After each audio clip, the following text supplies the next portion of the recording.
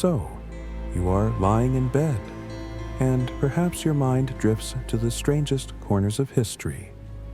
Tonight, we begin a long and quiet journey through one of the most unsettling yet fascinating episodes of the past, the witch trials. You may imagine flickering candles, a hush in a crowded hall, the sound of chains as someone is dragged forward, a voice declaring that the accused has consorted with the devil. It is a picture both shocking and strangely hypnotic.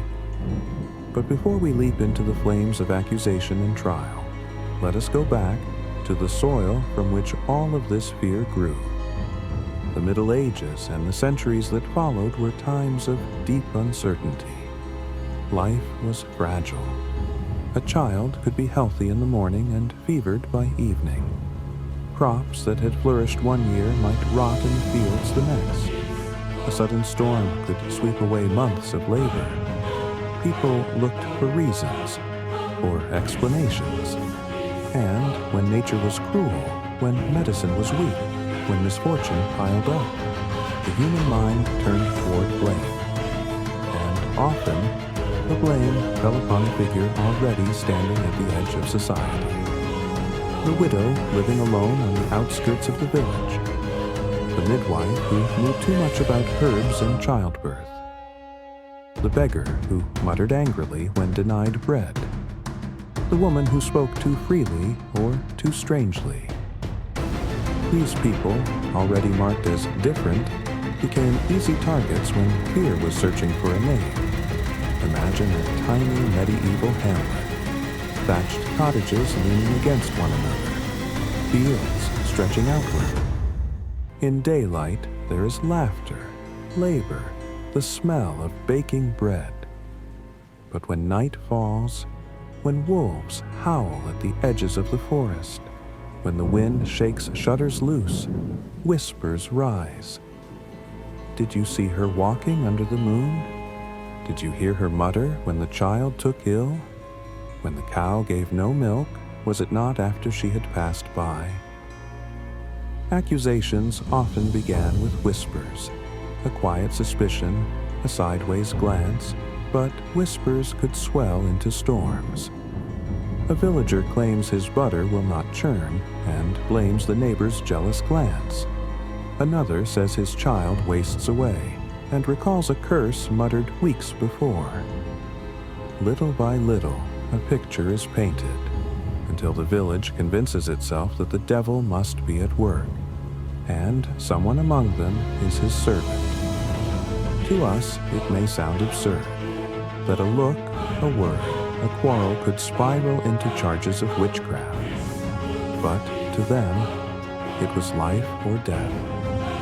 Because in their worldview, the devil was not a symbol. He was a constant threat, prowling, whispering, working through human hands. If something terrible happened, someone had opened the door to him. And so, a knock comes at the door of the accused. Rough hands seize her. She is brought before a local priest or magistrate. The crowd gathers, craning to see. The questions begin. Do you serve Satan? Have you flown by night? Have you cursed your neighbors? And the accused, trembling, denies it. But denial itself seems suspicious. Silence even more so. And under the weight of fear, torture, and humiliation, confessions are wrung out, true or not. The earliest witch trials did not yet have the fury of the great hunts that came later, but the seeds were already there. In Switzerland, in the early 1400s, entire groups were accused of flying to secret gatherings, of feasting with demons, of trampling the cross. These stories sound wild to us now, but to medieval ears, they rang with dreadful possibility. It is important to see that witch trials were rarely about actual witches. They were about something deeper, about fear and control, about the need to explain disaster, about communities uniting not in compassion, but in suspicion. when the world seemed too cruel to understand, they chose a scapegoat and placed the weight of all their anxieties upon a single person.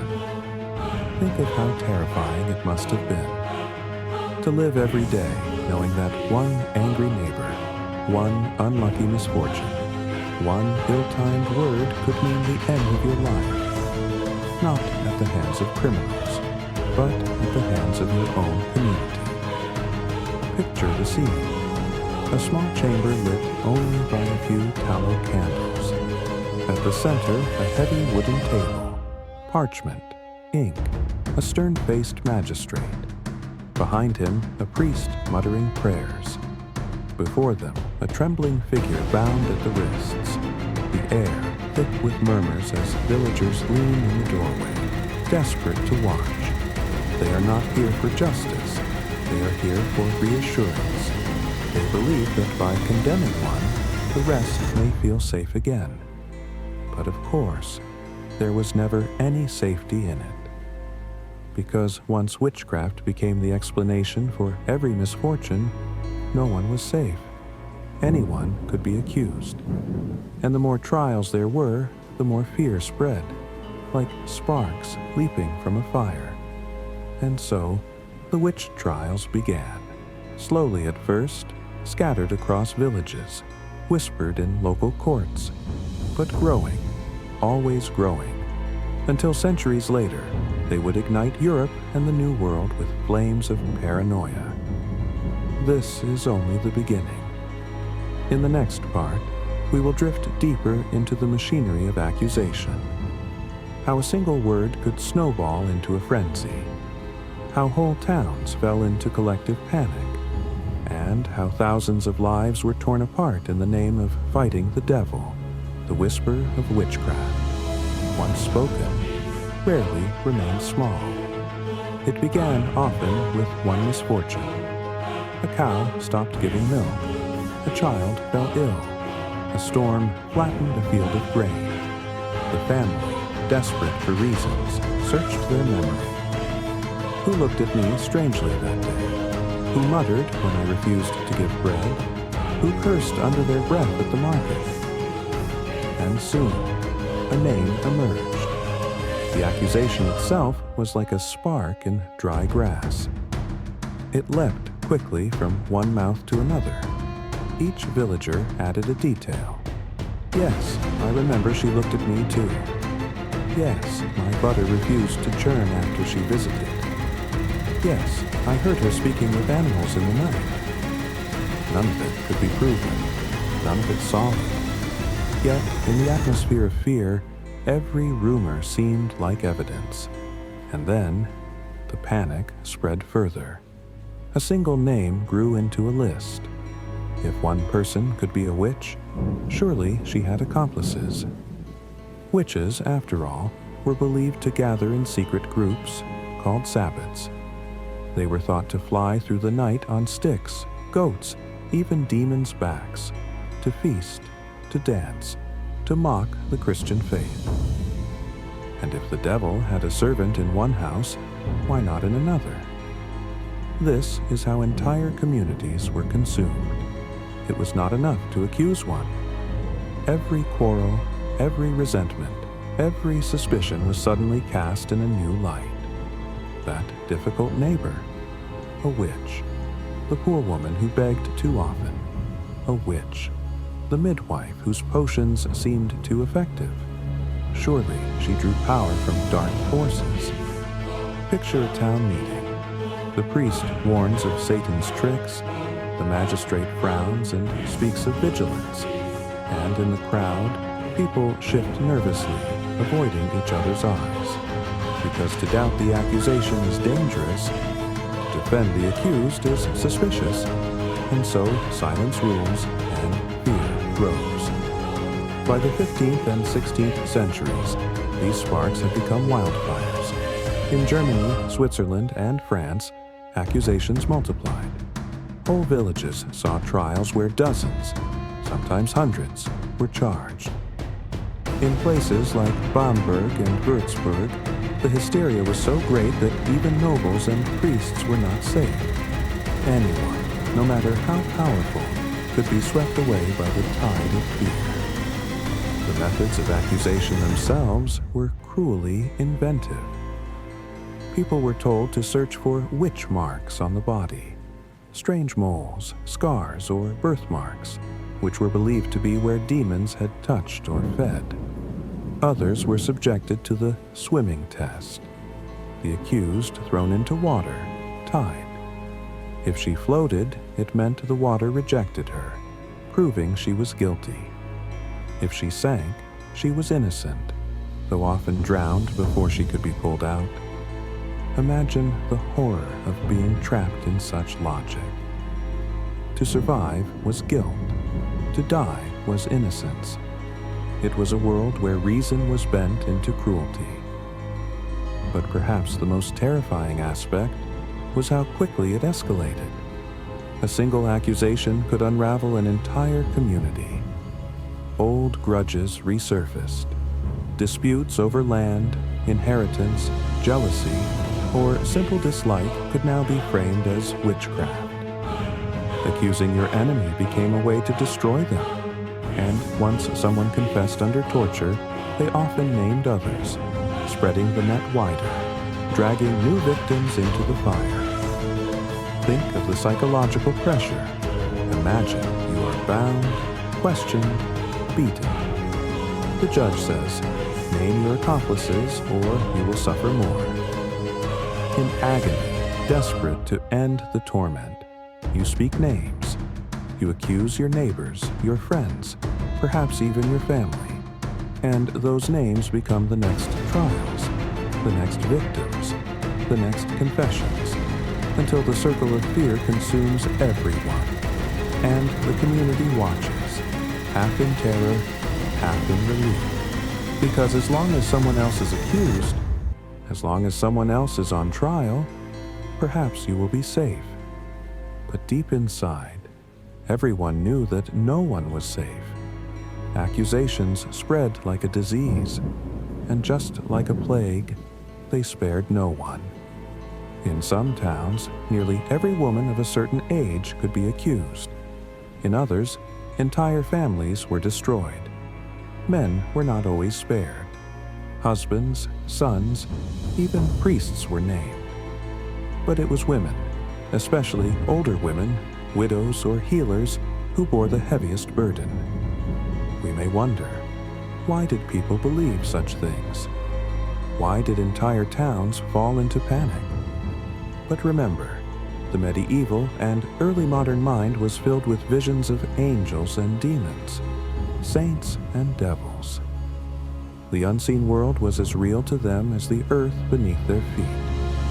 To deny the devil's power was to deny the teachings of the church, and that, too, was dangerous. So they believed. They believed witches flew at night. They believed they cursed cattle, children, crops. They believed the devil himself walked among them, taking souls one by one. And because they believed, they acted. And so, the witch trials multiplied, from village to village, town to town, country to country. Sometimes small, a single woman condemned and executed. Sometimes vast, like a wildfire consuming whole regions. What began as whispers of suspicion became one of the deadliest panics in European history. In our next part, we will look more closely at the trials themselves, the dark rituals of questioning, the tortures designed to force confessions, and the shocking cruelty of how justice was turned into terror. The accusation was only the beginning. What came next was often far darker.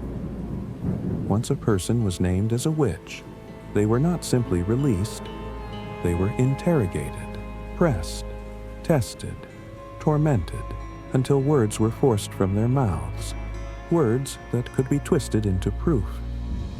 The questioning itself began in simple form. A judge, or sometimes a priest, would sit at a wooden table, quill and ink at hand, and before them stood the accused, weary and frightened. The questions were designed to trap, not to free? Do you serve Satan?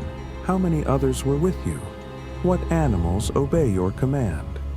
Did you fly by night? To deny was dangerous, because every denial was taken as a sign of resistance, a refusal to admit guilt. To remain silent was worse. Silence could be twisted into proof of a pact with the devil. And so the pressure mounted. But when words would not come, pain was applied. Torture was not used everywhere, but in many of the largest witch hunts, it was the main tool for extracting confessions. The instruments themselves were brutal. The strappado, where the accused was tied by the wrists behind her back, then hoisted into the air and dropped suddenly, dislocating shoulders with a sickening crack. The thumbscrew, which crushed fingers slowly until bone gave way. The rack, stretching the body beyond its limits. Imagine the terror of being bound in a dark chamber, iron glinting in candlelight, guards standing by, the judge's cold eyes upon you. You are told you may confess freely, or the instruments will speak for you. What choice is there? And many did confess, not because they were guilty, but because the body can only bear so much. Because in the haze of agony, the mind will say anything. The words that spilled out were often shaped by the interrogators. They already had their image of witchcraft, of flying sabbats, of demons, of pacts sealed in blood. And so they asked leading questions. Did the devil appear to you? Did you kiss his book? Did you renounce Christ? And in desperation, the accused nodded, whispered, cried, yes, hoping that agreeing would end the torment. But confessions never ended it. They only deepened the trap. Because once a confession was spoken, it became evidence, written down, sealed with the judge's mark. And worse still, the accused was often forced to name others. This was perhaps the most insidious part. A woman, broken by pain, would be told, "You are not alone. Tell us the names of your accomplices." And to stop the torture, she gave names, friends, neighbors, perhaps even her own kin. And those names became the next to be arrested, the next to be interrogated, the next to be tortured, until they too confessed and named others.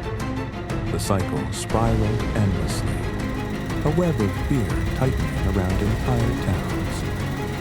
We should not imagine this only in dark basements. Torture could happen in public too, to frighten others into silence. People saw their neighbors screaming, broken, confessing to impossible crimes, and they believed. They believed because their senses told them it was real. They heard the words, they saw the agony, and they thought, yes, witches truly walk among us. Some methods were crueler still. Searching for witch marks became a ritual of humiliation. The body of the accused was stripped, shaved, examined inch by inch for any mark that might be seen as unnatural. A mole, a scar, a birthmark. All could be proclaimed the devil's mark, a place where demons sucked nourishment, leaving behind their sign. And then there were the swimming tests. The accused bound, cast into a river or pond. If she sank, the water had accepted her. She was innocent, but often dead. If she floated, the water had rejected her, proving she was guilty. There was no safety in this cruel logic, no escape. It shocks us today to think that communities accepted such horrors, but to them, it seemed necessary. The devil was seen as cunning, deceitful, strong. Only the harshest measures could unmask his servants, and in the stillness after screams faded, the judges wrote their records. Confessed to flying at night, confessed to serving the devil, confessed to meeting with others. These words, scratched in ink on parchment, sealed a faith as surely as fire. And when the confession was taken, the trial moved on to sentencing. But before we go there, pause for a moment in the interrogation chamber. Feel the heavy air, the flicker of torchlight on stone walls, the sound of a quill scratching, the groan of rope under strain. The scene is as much psychological as physical, a performance meant to terrify, to convince, to control, and it worked. Not because witches were real, but because fear is real, pain is real, and under those weights, the human mind will bend. In the next part, we will leave the chamber of torture and step outside to the marketplace, the town square, where sentences were carried out, and the shocking spectacle of execution became the final act of the witch trial.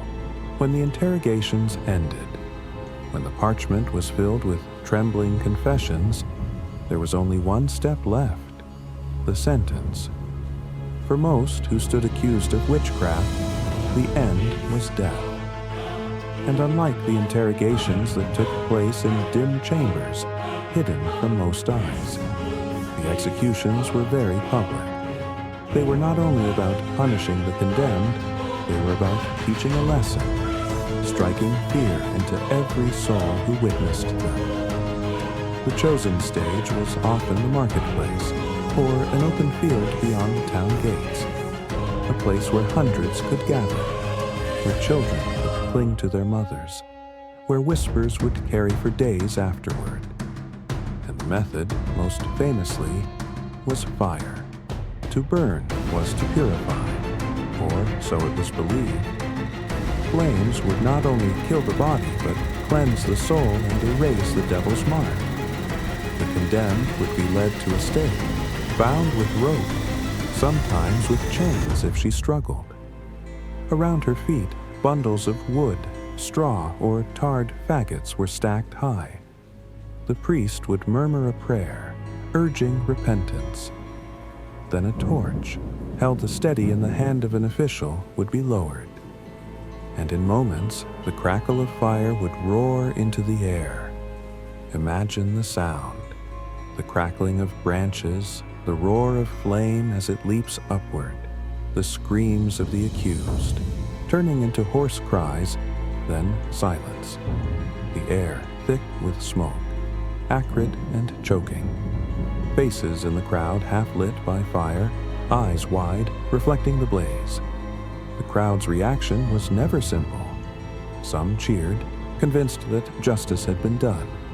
Some crossed themselves in horror, muttering prayers. Some children cried, too young to understand why their neighbor, or perhaps their grandmother, was being burned alive. And a few, silent and pale, wondered if what they were watching was truly justice, or something much darker. Burning was not the only method. Hanging was common too. A wooden scaffold erected in the square, ropes swinging in the wind. The condemned marched up the steps, the noose slipped tight around the neck. A drum beat or a shouted order, and the platform gave way. The body dropped, twisted, jerked, the legs kicked, then stilled. The crowd sighed, prayed, or looked away. In some places, particularly for higher-born victims, beheading was used, a swift strike of the sword, or the fall of an axe. The head rolled to the ground, the body slumped forward.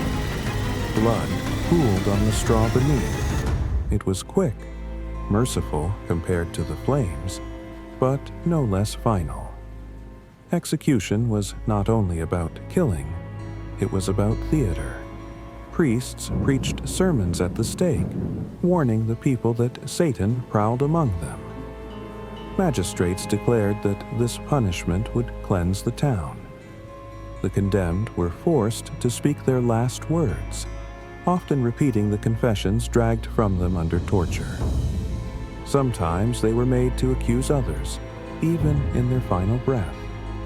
Their words, carried on the smoke, became the next accusations. the next trials, the next deaths. Think of the cruelty in that. Even in dying, they could not escape the machinery of fear. Communities believed that these executions brought safety, that by killing one or a dozen, they had protected themselves from storms, sickness, and misfortune. But safety never came. Crops still failed, children still died, plagues still swept through villages. And so the need for more trials grew. More accusations, more executions, more flames leaping skyward. Some executions became infamous. In Würzburg, Germany, nearly 1,000 people were executed in a frenzy that lasted years. Priests, children, even noblemen dragged to the flames. In Bamberg, another city in Germany, the panic grew so vast that even mayors and councilors were condemned. In Salem, Massachusetts, across the ocean in 1692, 20 were executed, 19 by hanging and 1 by pressing. A man crushed slowly beneath stones, refusing to confess. The execution grounds themselves became heavy with memory. Blackened stakes left standing, ash and bone scattered in the soil. People avoided them at night, whispering that ghosts lingered in the smoke. Children dared each other to step close, swearing they could still hear screams in the wind. And for generations, those fields bore the invisible weight of fear. And yet, the executions never stopped the panic. They only fed it. Each fire lit another fire in the imagination. Each rope tightened the grip of fear on the community. The crowd left uneasy, wondering who might be next, and knowing that anyone, no matter how innocent, might someday stand where the condemned had stood. So, the witch trials claimed their victims not only through fire and rope, but through the minds of all who watched. Every villager carried the image home. Every child carried the lesson, and so the fear endured, stronger than before. In our next part, we step away from the spectacle to ask why it all happened, why people truly believed in witches, why theology, politics, and superstition combined to make ordinary men and women believe that burning their neighbors was righteous. To understand the witch trials, we cannot look only at the flames, the ropes, the screams. We must step into the minds of the people who believed in them. Because for all the cruelty, for all the injustice, the witch hunts were fueled by belief. In the medieval and early modern world, religion was not separate from life. It was life. The church taught that the devil was real, active, cunning, always seeking to corrupt, to deceive, to destroy. Every misfortune, every storm, every plague could be read as his work. And if the devil worked in the world, then surely he needed helpers. This idea was not new. The Bible itself contained warnings about witches. "Thou shalt not suffer a witch to live," declared Exodus. These words, repeated in sermons, engraved themselves into the minds of generations.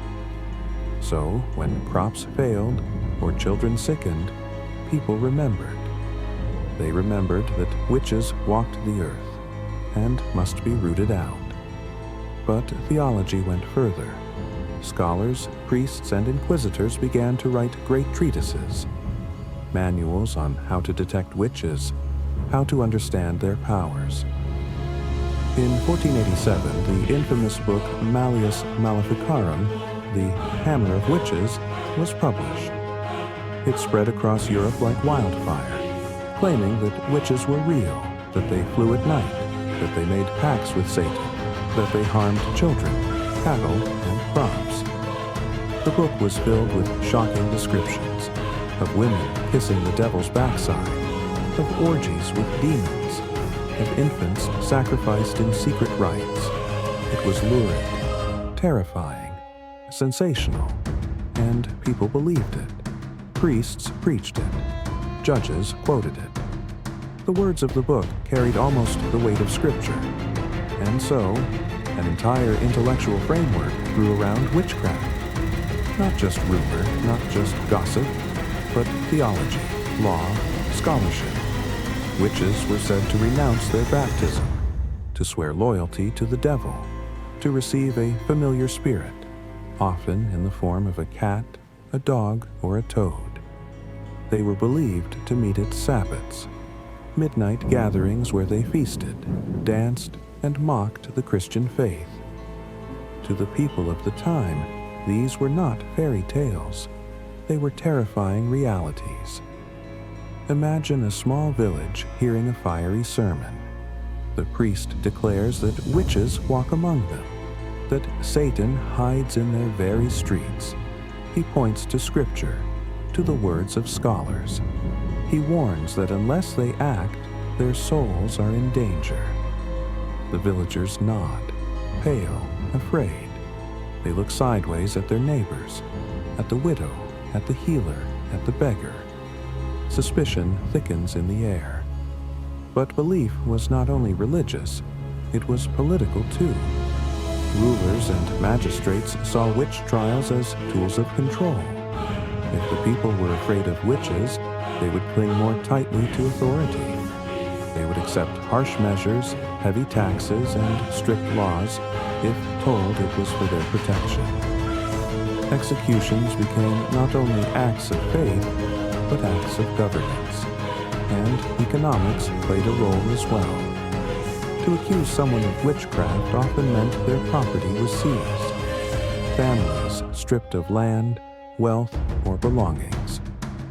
Confiscated goods flowed into the coffers of towns, courts, and inquisitors. Trials became, in a dark sense, profitable. Fear was turned into coin. This mix, theology, politics, economics, made the witch trials devastatingly powerful. They were not simply madness. They were systems with rules, justifications, and rewards. And once such a system begins, it is almost impossible to stop. Still, beneath the grand theories, it was belief that kept the machine alive. Ordinary people truly thought that witches could spoil milk, kill children, summon storms. And because they believed, they testified, they whispered, they accused. The trials were built on that foundation of fear. Think of the terrible weight of faith in those days. To doubt the existence of witches was to doubt Scripture, to doubt priests, to doubt the church itself, and to doubt was itself dangerous. Doubters could easily become accused, branded as protectors of witches, as servants of Satan. And so silence ruled. And in silence, belief hardened, until it justified flames, ropes, and graves. The tragedy is not only that thousands died, but that so many believed it was righteous. Parents taught their children that witches were real, that they might lurk in any shadow. Entire communities lived under the constant weight of invisible enemies. We may shake our heads today, thinking it was all madness. But imagine living in that world, where death could strike without warning, where storms destroyed your food, where disease stole half of your children, without science, without medicine, without explanation. The belief in witches filled the void. And so theology gave form to fear. Law gave it teeth, and politics gave it power. Together, they built the nightmare of the witch trials. In our next part, we will drift into the lives of those most often accused. Who were they? Why were women, and especially the old, the poor, the powerless, so often the ones dragged to the stake? And yet, the story does not end only in horror. It also ends with resilience, with doubt slowly turning to reason, with communities that, at last, put down the torches and ropes. Think of the silence after the last execution. the stake blackened, the rope frayed, the gallows creaking in the wind. But no crowd gathers anymore. No priest preaches fire and brimstone. The fear has ebbed. The fires have gone cold. Still, memory lingers. The fields where witches burned are quiet, but the soil holds their ashes. The court records remain, filled with names scratched in ink, each line a life destroyed. And across centuries, we look back and feel the weight. It shocks us, unsettles us, yet also lulls us into reflection. Because the witch trials are not only about the past. They are warnings. They remind us how quickly fear can grow, how suspicion can spread, how communities can turn upon themselves in the name of safety. Perhaps that is why, even today, the words witch hunt still echo, used to describe injustice, paranoia, false accusation. The memory lives on, long after the flames have died. And as you lie here, listening in the quiet, perhaps you can imagine the final scene. The crowd dispersing, the torches extinguished, the night returning to silence. The accused, nameless now, drifting into history, their voices lost, but their story carried on in whispers. The witch trials have ended, but the lessons remain. So rest now. Let the images fade, the fire, the gallows, the fear, all drifting away into the dark. The world is quieter now. The story is told, and you can let your eyes close, gently, slowly, carried not by fear, but by the calm rhythm of history. Sleep well. Think too of the healer, a woman with herbs drying above her hearth. She knows which roots ease pain, which leaves cure fever. She helps women give birth. She whispers prayers as she works. And when something goes wrong, when the child dies or the fever does not break, suddenly her knowledge becomes dangerous. She becomes a witch. Even acts of kindness could turn against women. A woman might give a charm to protect a child, or a blessing for safe travel. If harm came afterward, that charm became proof of sorcery. The very bonds of neighborly life became traps. And yet, there were men accused too. Cunning folk, healers, shepherds, millers. Men whose work was mysterious, whose failures were costly. If a millstone broke, if a flock sickened, suspicion might fall. In some places, entire groups of men were tried, burned alongside the women, but the majority were still women, and this tells us something about the society that hunted them. The witch trials were not only about superstition, they were also about controlling women's bodies, their knowledge, their independence. A woman who lived outside the protection of men, who owned land, or spoke too freely, or worked too skillfully, was dangerous to the order of the time. And so, the trials became a weapon, a way to silence, to punish difference, to keep women within narrow boundaries. The faces of the accused are largely lost to us, their names recorded in dusty court registers, their lives reduced to accusations and confessions. Yet behind each name was a human being, someone who laughed, worked, prayed, loved, someone whose life was turned into a spectacle of fear. Imagine them waiting in dark cells, cold, hungry, alone.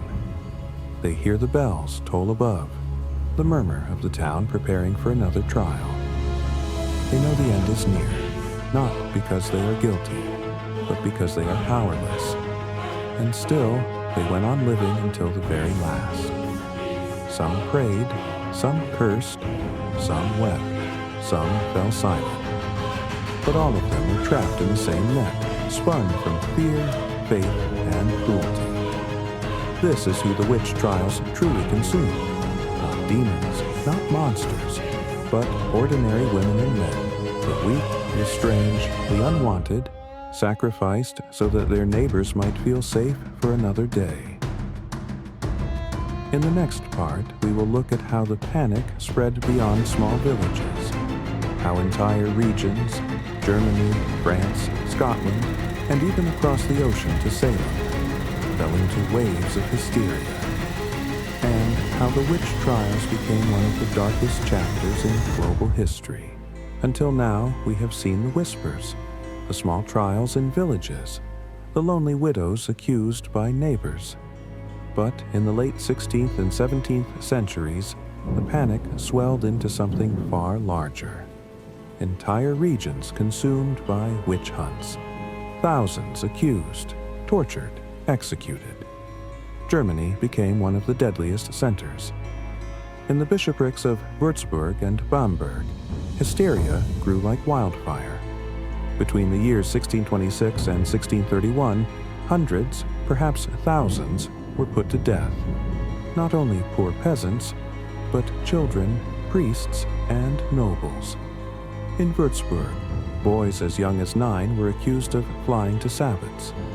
In Bamberg, even the city's mayor was burned. Whole families erased, their names blotted out in smoke and ash. Imagine the scale.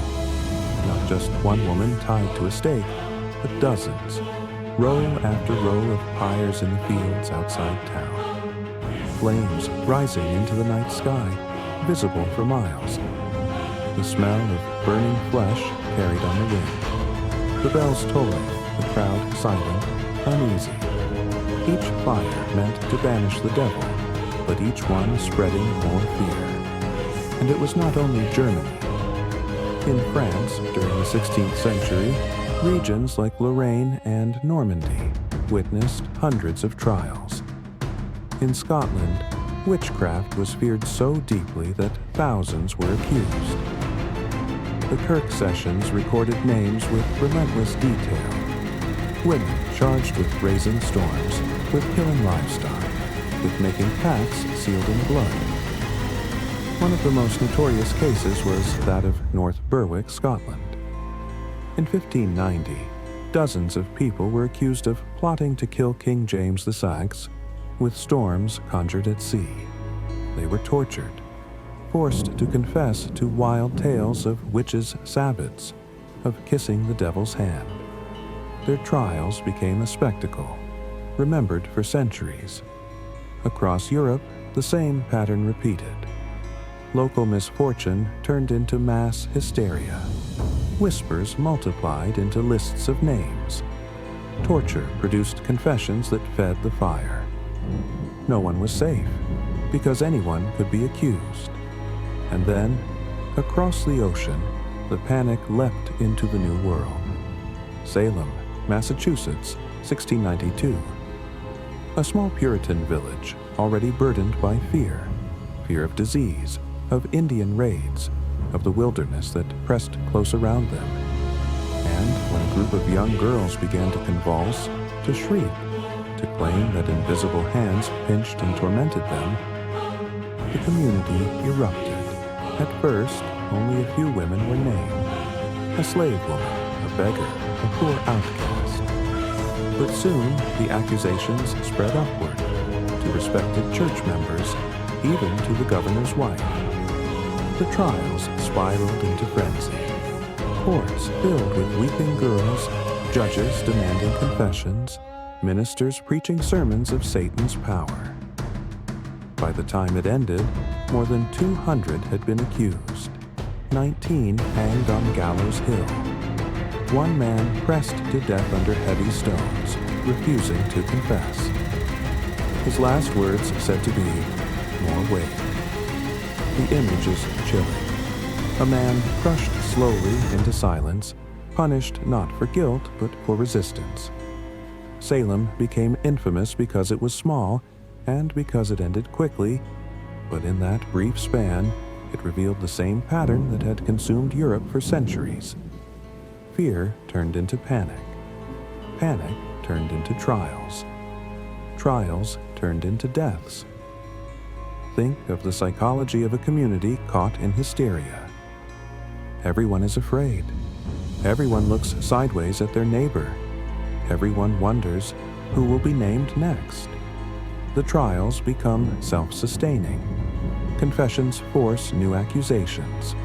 New accusations force new confessions. The wheel turns, crushing lives beneath it. And in these great hunts, even the powerful were not spared. Priests, nobles, children, merchants, all could be swallowed. The idea that anyone could be guilty meant that no one was safe. And so the witch hunts became vast engines of fear. Engines that devoured entire towns and regions. The numbers are staggering. Historians estimate that between the 15th and 18th centuries, tens of thousands were executed across Europe. Perhaps 40,000 to 60,000 lives lost. Each one a person with a family, a story, a life cut short.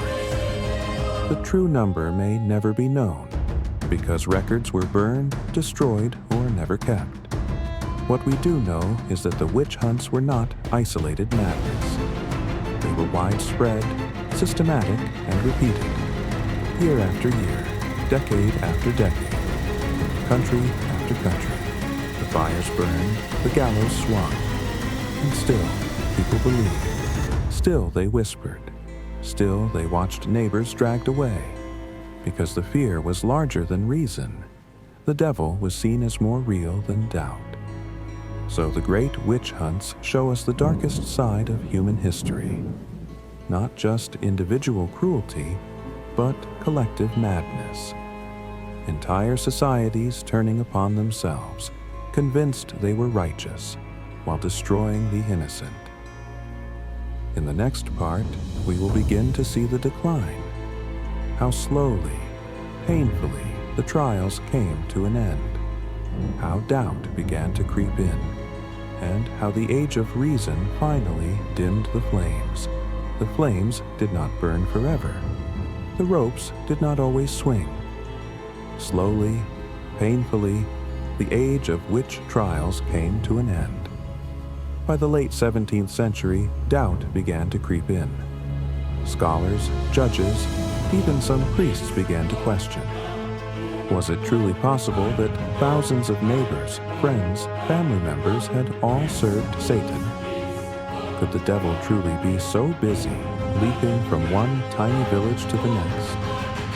The logic began to fray. Some cases shocked even the believers.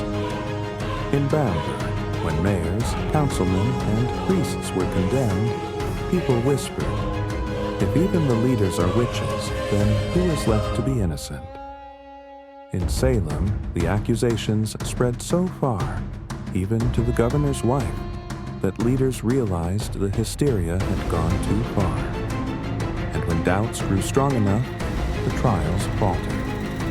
Science, too, played its part. Explanations for disease, storms, and famine slowly shifted away from demons. Doctors studied illness. Astronomers charted comets. Farmers learned new methods. And with new knowledge, the need to blame witches grew weaker. But the end was not sudden. In some parts of Europe, executions continued into the 18th century. In Poland, in Scotland, in rural Germany, fires still flared. It took generations for belief to loosen its grip. And even when laws changed, fear lingered. Imagine the final trials in some forgotten village. A woman accused, dragged before a judge. But this time, the judge frowns, hesitates. Perhaps he has read new ideas. Perhaps he remembers a case gone wrong. And so, instead of flames, she is released, quietly, cautiously. The people murmur, uneasy, but the tide is shifting. The witch trials reveal something unsettling about human history. They show how fear, when joined with belief, can destroy countless lives. They show how ordinary people, not monsters, not villains, can become agents of cruelty, convinced they are righteous. They show how fragile truth can be when terror whispers louder. And yet, the story does not end only in horror. It also ends with resilience, with doubt slowly turning to reason, with communities that, at last, put down the torches and ropes. Think of the silence after the last execution. The stake blackened, the rope frayed, the gallows creaking in the wind. But no crowd gathers anymore. No priest preaches fire and brimstone. The fear has ebbed. The fires have gone cold. Still, memory lingers. The fields where witches burned are quiet, but the soil holds their ashes. The court records remain, filled with names scratched in ink, each line a life destroyed. And across centuries, we look back and feel the weight. It shocks us, unsettles us, yet also lulls us into reflection. Because the witch trials are not only about the past, they are warnings. They remind us how quickly fear can grow, how suspicion can spread, how communities can turn upon themselves in the name of safety. Perhaps that is why, even today, the words witch hunt still echo, used to describe injustice, paranoia, false accusation. The memory lives on long after the flames have died. And as you lie here, listening in the quiet, perhaps you can imagine the final scene. The crowd dispersing, the torches extinguished, the night returning to silence. The accused, nameless now, drifting into history. Their voices lost, but their story carried on in whispers. The witch trials have ended, but the lessons remain. So rest now. Let the images fade, the fire, the gallows, the fear, all drifting away into the dark. The world is quieter now. The story is told, and you can let your eyes close gently, slowly, carried not by fear, but by the calm rhythm of history. Sleep well.